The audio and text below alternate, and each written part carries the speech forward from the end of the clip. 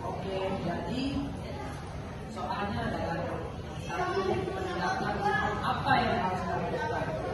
Yang satu itu penegakan hukum yang dapat dilakukan kepada anak di bawah umur yang menjadi di raya adalah menindak pelanggaran dengan memberikan sanksi sesuai dengan Undang-Undang Nomor 22 Tahun 2009.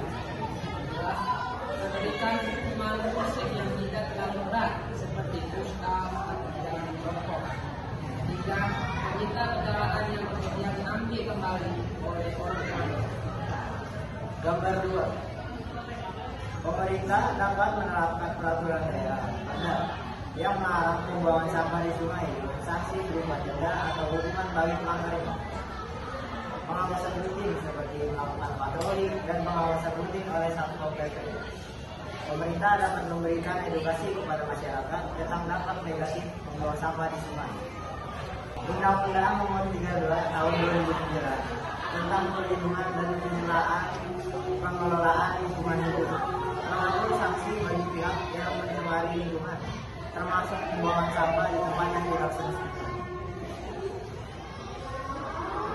Soal nomor 2 adalah dari pergerakan penegakan hukum tersebut akan menghasilkan perlindungan apa? Gambar 1, penegakan hukum terhadap anak di bawah umur yang membawa kendaraan dan tidak memakai helm akan menghasilkan perlindungan terhadap anak dari pengaruh proses formal sistem peradilan pidana.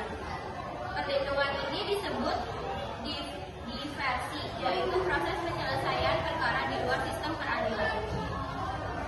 Dan untuk yang gambar 2, sungai akan lebih bersih dan ekosistem air akan terlindungi, sehingga kualitas air dan lingkungan sekitar tetap sehat. Dengan mengurangi polusi di sungai, risiko penyakit yang ditularkan melalui air tercemar, misalnya diare dan penyakit kulit akan berkurang.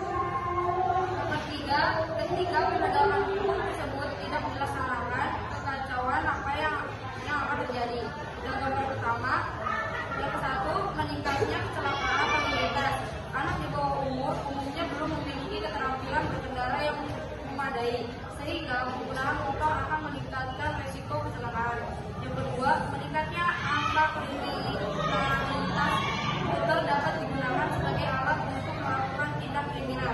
Anak di bawah umur yang tidak terawasi cenderung lebih rentan terlibat dalam aktivitas kriminal. Yang ketiga, gangguan keterlibatan umum. Suara bising dari motor yang dikendarai anak di bawah umur dapat mengganggu ketenangan warga sekitar. Dan gambar kedua, yang pertama, pencemaran lingkungan. Penumpukan sampah akan mencemari air, tanah, dan udara di sekitarnya. Yang kedua, banjir dan genangan air. Sampah yang menumpuk di sungai akan menyumbat aliran air yang dapat mengakibatkan genangan air dan resiko banjir. Yang ketiga, bau tidak sedap. Penumpukan sampah akan menimbulkan bau yang tidak sedap. Nomor 4. Apakah boleh anak 5 sampai 10 tahun itu dihukum atau dipidana jika menghilangkan nyawa seseorang? Jawabannya itu mengenai ketentuan batas usia anak yang dapat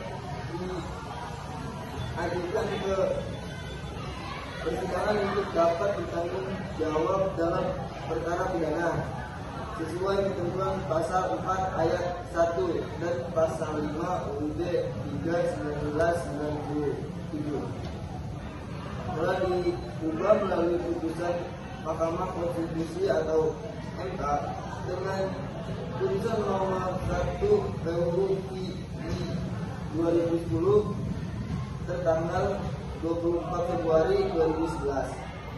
Batas minimum usia seorang anak dapat diadili di pengadilan dari 8 tahun menjadi 12 tahun.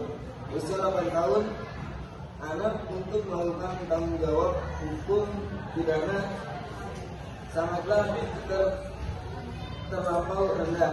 Selain tidak sesuai dengan perkembangan psikologis anak, itu dapat mengancam hak pendidikan anak.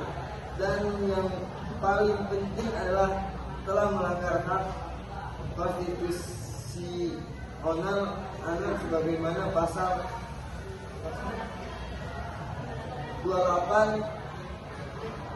28B ayat 2 UUD 1945.